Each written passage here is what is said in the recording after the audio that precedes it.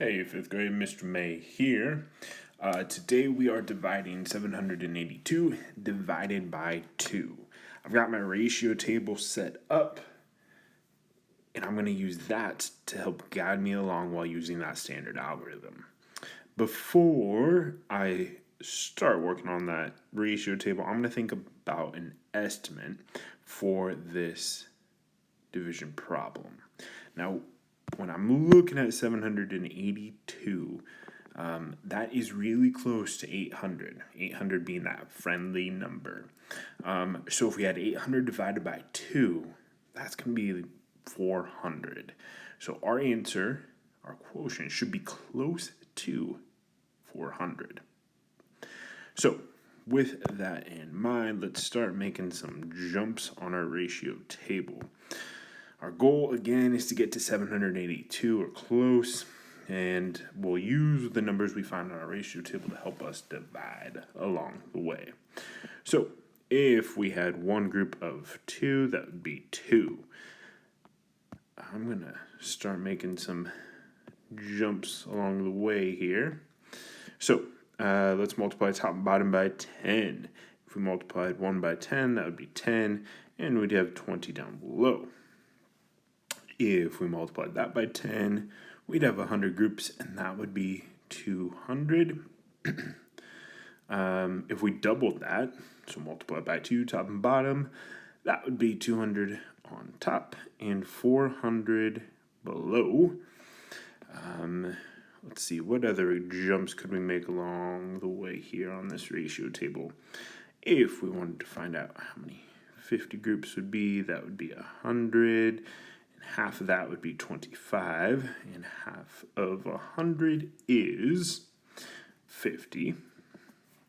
All right, so we've got some numbers along the way to help us here, to help us get started on this division problem. Again, we're going to use the standard algorithm here, so 782. Now, looking at our ratio table, I'm seeing 200 groups of 2 is 400. If we doubled that, it would be 800, and that would be over our goal of 782. So I'm thinking that if we multiply 2 by 250, that would give us 500, and that would be a significant chunk out of that 782. So I'm going to do that now. So I'm going to say 250, and that would be 500. And now we need to subtract 2, 8, and 2. So we're left with 282. Now, I am going to look back at our ratio table here. Again, I want to get as close to 282 without going over, and I see here that if I had 125, that'd be 250, and that would get me really close to that 282. So I am going to say we should multiply 2 by 125, and if we do that, we will end up with 250. Let's do that on our ratio table here. Our division problem here.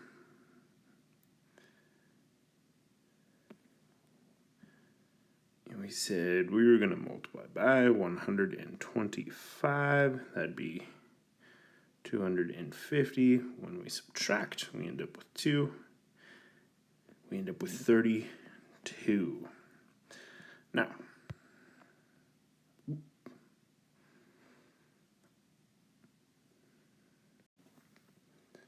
I'm going to multiply 2 by 15. And that, we'll squeeze this in right here. 15, 2 times 15 is 30. We subtract, that's 2, and we'll need another group of 2, just one group of 2 this time, and I did not set up my paper well, but you know what? We're working through it. All right, so now my last step here is to add up